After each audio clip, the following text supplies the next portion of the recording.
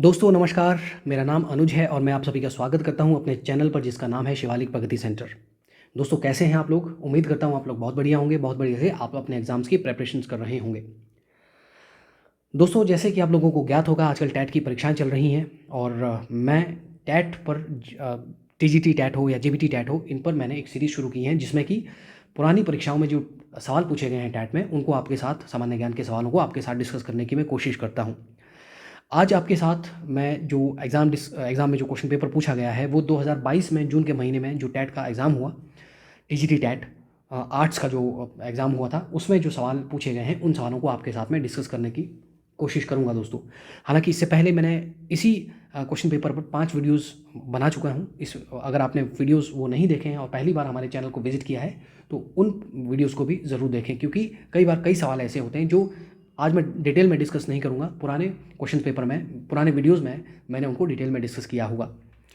चलिए आपको ज़्यादा समय ना लेता हुआ आज के वीडियो की शुरुआत करते हैं और क्वेश्चन नंबर पहला देखते हैं आज। अगर आपको ध्यान हो, क्वेश्चन नंबर 135 तक पिछले वीडियो में मैं आपके साथ डिस्कस कर चुका था।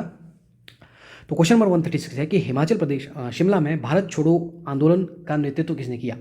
Option A Somnath, option B Amrit Kaur, option C Mahatma Gandhi, option D Sardar Patel. तो इस सवाल का जो सही जवाब है दोस्तों वो ऑप्शन बी है। अमृत कौर जो है, राजकुमारी अमृत कौर ने शिमला में हिमाचल प्रदेश का नेतृत्व, माफ़ कीजिएगा, शिमला में भारत छोड़ो आंदोलन का नेतृत्व किया। भारत छोड़ो आंदोलन दोस्तों 1942 में चला। भारत छोड़ो आंदोलन क्योंकि अगस्त के महीने में हुआ है तो इसको हम अगस्त आंदोलन भी कहते हैं। अगस्त आंदोलन जो है भारत छोड़ो आंदोलन को कहते हैं और महात्मा गांधी ने इस आंदोलन का नेतृत्व किया था। लेकिन शिमला में इस आंदोलन का नेतृत्व जो है राजकुमारी अमृत कौर के द्वारा किया गया। भारत में पहली बार जब चुनाव हुए और उन चुनावों के पहली बार, माफ़ कीजिए, भारत जब देश आज़ाद हुआ 1947 में, उसके बाद भारत में जो सरकार बनी उस सरकार में जो स्वास्थ्य मंत्री हैं हमारे, भारत के पहले जो स्वास्थ्य मंत्री हैं, पहले स्वास्थ्य मंत्री जो है वो भी राजकुमारी अमृत कौर को पहली स्वास्थ्य मंत्री का दर्जा दिया गया। पहले जो कैबिनेट भारत में बनी है दोस्तों, प्रथम कैबिनेट जो है, उस कैबिनेट में पहली महिला मंत्री का महिला को जो मंत्री बनाया गया वो राजकुमारी अमृत कौर को बनाया गया था। तो आपको सवाल पूछा जा सकता है कि भारत की पहली केंद्रीय मंत्री या कैबिनेट मंत्री कौन थी? तो आंसर होगा राजकुमारी अमृत कौर, और उनको जो पोर्टफोलियो दिया गया वो स्वास्थ्य मंत्री दिया गया। चलिए बाकी जो ऑप्शन है दोस्तों उनको मैं पहले भी डिस्कस कर चुका हूँ, आप काइंडली पुराने वीडियोज़ को ज़रूर देखिएगा।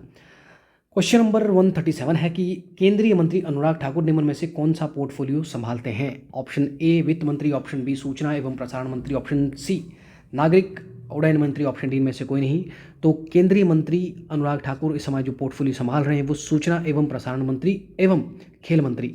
तो ये दोनों पोर्टफोलियो जो है हमारे जो मंत्री हैं अनुराग ठाकुर जी ये संभाल रहे हैं। हिमाचल प्रदेश में लोकसभा की 4 सीट्स हैं दोस्तों। एक सीट हमीरपुर है, दूसरी मंडी है, तीसरी शिमला है और चौथी जो है वो कांगड़ा से लोकसभा के सदस्य हिमाचल प्रदेश से चुने जाते हैं। और अनुराग ठाकुर जिन सीट से चुन करके आए हैं तो वो सीट है हमीरपुर, और मंडी से, जैसे आपको ध्यान होगा, मंडी से प्रतिभा सिंह को चुना गया है। नेक्स्ट देखते हैं दोस्तों, नेक्स्ट क्वेश्चन नंबर 138, और क्वेश्चन नंबर 138 है हिमाचल प्रदेश में राष्ट्रपति शासन कब लागू हुआ? Option A 1989, option B 1990, option C 1991, option D 1992। देखिए दोस्तों, राष्ट्रपति शासन हिमाचल प्रदेश में 2 बार लागू हुआ। एक बार ये 1977 में लगा, तकरीबन 53 डेज़ के लिए लगा था, और दूसरी बार ये 1992 में इसको लगाया गया और यहाँ पर लगभग 353 दिन के लिए इसको लगाया गया था। लगभग आप एक बार चेक कर लीजिएगा, फिर भी जहाँ तक मुझे याद है 353 डेज़ के लिए इसको लगाया गया था।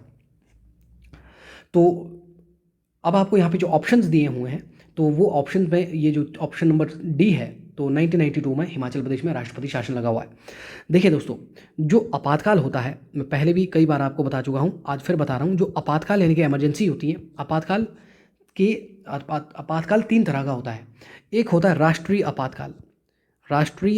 आपातकाल, और दूसरा होता है राष्ट्रपति शासन, और तीसरा होता है वित्तीय आपातकाल, फाइनेंशियल इमरजेंसी। तो यहाँ पे आपको पूछा गया है राष्ट्रीय आपातकाल। तो राष्ट्रीय आपातकाल भारतीय संविधान के अनुच्छेद 356 में है।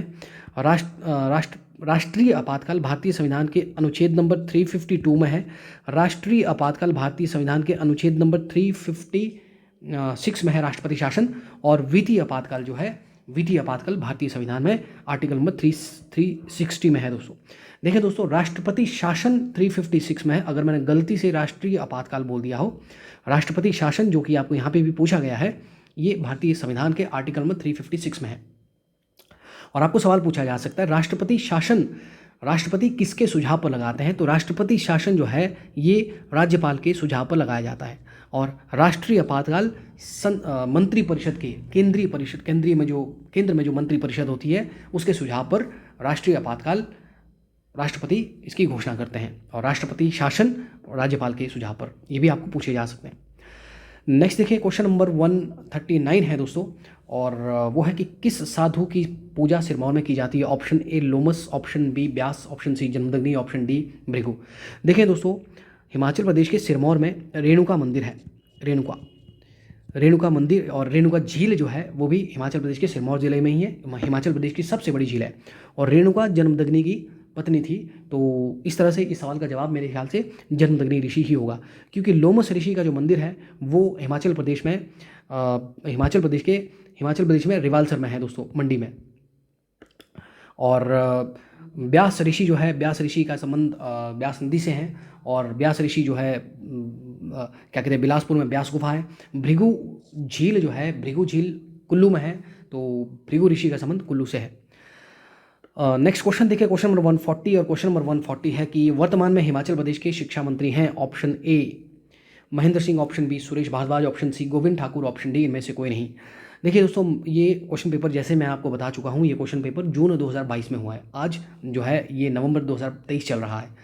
अब सरकार चेंज हो चुकी है। उस समय हिमाचल प्रदेश के जो शिक्षा मंत्री थे वो महेंद्र सिंह थे, लेकिन अभी हिमाचल प्रदेश के जो शिक्षा मंत्री है वो रोहित ठाकुर जी हैं।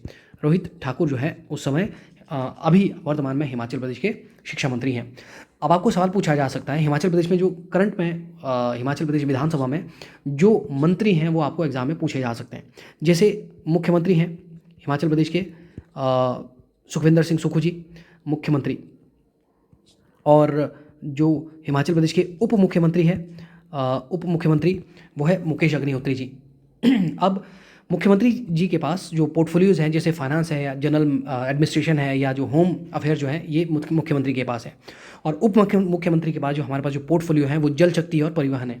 इसके अलावा अगर आपको सवाल पूछा जाए हिमाचल प्रदेश के स्वास्थ्य मंत्री, अगर आपको पूछा जाए तो हिमाचल प्रदेश के जो स्वास्थ्य मंत्री है वो हैं धनीराम शांडिल जी। कर्नल धनीराम शांडिल जो है ये हिमाचल प्रदेश के स्वास्थ्य मंत्री है। आपको सवाल पूछा जाए हिमाचल प्रदेश के कृषि मंत्री, अगर आपको पूछा जाए तो हिमाचल प्रदेश के जो कृषि मंत्री है वो चंद्र कुमार जी। आपको सवाल पूछा जाए हिमाचल प्रदेश में जो राजस्व मंत्री है, राजस्व मंत्री और जो ट्राइबल डेवलपमेंट है, वो जो पोर्टफोलियो दिया गया है जगत सिंह नेगी। आपको सवाल पूछा जा सकता है हिमाचल प्रदेश में जो ग्रामीण विकास और जो पंचायती राज है वो पोर्टफोलियो दिया गया है अनिरुद्ध सिंह। इसके अलावा दोस्तों आपको सवाल पूछा जाए PWD पब्लिक वर्क डिपार्टमेंट, लोक निर्माण विभाग, ये दिया गया है विक्रमादित्य सिंह को। तो ये भी एग्जाम में सवाल आपको पूछे जा सकते हैं, ध्यान रखिएगा। इसके अलावा जो दूसरे पोर्टफोलियोज बचते हैं दोस्तों वो मुख्यमंत्री जी के पास हैं। तो इस तरह से आपको एग्जाम में सवाल पूछे जा सकते हैं। चलिए नेक्स्ट क्वेश्चन देखते हैं, क्वेश्चन नंबर 141। भारत का मैनचेस्टर किस शहर को कहा जाता है? Option A Gandhinagar, option B Rajkot, option C Surat, option D Ahmedabad. तो भारत का जो मैनचेस्टर कहा जाता है दोस्तों वो ऑप्शन डी अहमदाबाद को कहा जाता है। भारत में किस शहर को किस उपनाम से जाना जाता है? कई बार इस तरह के सवाल एग्जाम में पूछे जाते हैं। एग्जाम में इस तरह के सवालों को जरूर देख के जाइए। क्वेश्चन नंबर 142 है दोस्तों, राष्ट्रीय मतदाता दिवस कब मनाया जाता है? ऑप्शन ए 24 जनवरी, ऑप्शन बी 25 जनवरी, ऑप्शन सी 5 सितंबर, ऑप्शन डी 25 दिसंबर। तो हिमाचल प्रदेश में जो राष्ट्रीय मतदाता दिवस है, माफ़ करें दोस्तों, भारत में जो राष्ट्रीय मतदाता दिवस है ये मनाया जाता है ऑप्शन बी 25 जनवरी को। कई बार मैं आपसे कहता रहता हूँ डेज एग्जाम में ज़रूर पूछे जाते हैं, तो डेज काइंडली कई बार मैं डेज पर बात कर चुका हूँ, आप पढ़ के जाइएगा। क्वेश्चन नंबर 143 है दोस्तों कि भाभा परमाणु अनुसंधान केंद्र कहाँ पे स्थित है? भाभा परमाणु अनुसंधान केंद्र कहाँ पे स्थित है, यानी कि बार्क आपको पूछा जा रहा है कहाँ पर स्थित है? BARC। भाभा परमाणु अनुसंधान केंद्र जो है वो मुंबई में स्थित है। मुंबई के ट्रॉम्बे में ये स्थित है। महाराष्ट्र में, ध्यान रखिएगा। देखिए दोस्तों, अगर आपको सवाल पूछा जाए भारत का पहला परमाणु अनुसंधान केंद्र अगर आपको पूछा जाए तो वो भाभा परमाणु अनुसंधान केंद्र ही है। भारत का पहला परमाणु अनुसंधान केंद्र, फर्स्ट न्यूक्लियर रिसर्च प्लांट जो है भारत का, वो भाभा में है, बार्क, मुंबई ट्रॉम्बे में ही। और अगर आपको सवाल पूछा जाए भारतीय परमाणु विज्ञान के जनक, who is the father of Indian atomic science, तब भी इसका जो आंसर होगा वो होगा होमी जहांगीर भाभा, जिन्होंने बार्क की स्थापना की है। आपको एग्जाम में सवाल पूछा जा सकता है, ध्यान रखिएगा। देखिए दोस्तों, अगर आपको सवाल पूछा गया होता कि भारत का पहला परमाणु ऊर्जा केंद्र कहाँ पे स्थित है, तब इसका आंसर जो है तारापुर में होता, और तारापुर भी महाराष्ट्र में है। पर आपको सवाल पूछा गया है भारत में पहला, जैसे आपको सवाल पूछा जाए कि भारत का पहला परमाणु अनुसंधान केंद्र बार्क, भाभा, पहला परमाणु ऊर्जा केंद्र तारापुर। दोनों सवाल बहुत नज़दीक हैं, आप इस पर एक बार देख लीजिएगा। तो नेक्स्ट क्वेश्चन देखते हैं दोस्तों। नेक्स्ट क्वेश्चन है क्वेश्चन नंबर 144, और क्वेश्चन नंबर 144 है कि युद्धग्रस्त यूक्रेन से भारतीयों को सुरक्षित वापस लाने के लिए भारत सरकार द्वारा चलाए गए ऑपरेशन का नाम क्या था? ऑप्शन ए ऑपरेशन घर वापसी, option B operation Vande Bharat, operation C है दोस्तों ऑपरेशन गंगा, ऑप्शन डी है ऑपरेशन रक्षक। तो इस सवाल का जो सही जवाब है वो ऑप्शन सी है। ऑपरेशन गंगा जो है ये यूक्रेन और रूस के बीच में जो युद्ध चल रहा था, तो यूक्रेन में जो लगभग 20,000 भारत के जो नागरिक थे वो फंसे हुए थे, तो उनको वापस लाने के लिए, सुरक्षित वापस लाने के लिए भारत सरकार के द्वारा जो ऑपरेशन चलाया गया वो ऑपरेशन गंगा है। हाल ही में फिलिस्तीन और इजराइल के बीच में युद्ध हुआ, और उस समय जो फिलिस्तीन में जो इजराइल में भारत के जो नागरिक हैं उनको सुरक्षित वापस लाने के लिए भारत सरकार ने एक ऑपरेशन शुरू किया था, और उस ऑपरेशन का नाम था ऑपरेशन अजय। ये भी आपको सवाल पूछा जा सकता है, ऑपरेशन अजय, ध्यान रखिएगा। चलिए नेक्स्ट क्वेश्चन देखें। क्वेश्चन नंबर 145 है कि शक संवत का पहला महीना होता है। Option A Vaishakh, option B Phalgun, option C Chaitra, option D Bhadrapad. तो शक संवत जो है इसका जो पहला महीना होता है दोस्तों वो होता है चैत्र, और ये मार्च के महीने में होता है, ध्यान रखिएगा। शक संवत जो है ये भारत का राष्ट्रीय कैलेंडर है, जिसको कि भारत सरकार ने 1957 मार्च के महीने में 1957 में अडॉप्ट किया। और ये जो शक संवत है, कुषाण वंश के एक राजा थे जिनका नाम है कनिष्क। शक संवत जो है ये कनिष्क के द्वारा 78 ईस्वी में शुरू किया गया। इसी तरह एक दूसरा संवत है, उसको हम विक्रम संवत कहते हैं, विक्रम संवत। तो विक्रम संवत गुप्त काल में एक राजा थे जिनका नाम चंद्रगुप्त द्वितीय था, जिनको हम विक्रमादित्य भी कहते हैं। तो उनके द्वारा ये विक्रम संवत शुरू किया गया था 57 AD में, 57 ईस्वी पूर्व इसको शुरू किया गया था। ये भी आपको पूछा जा सकता है।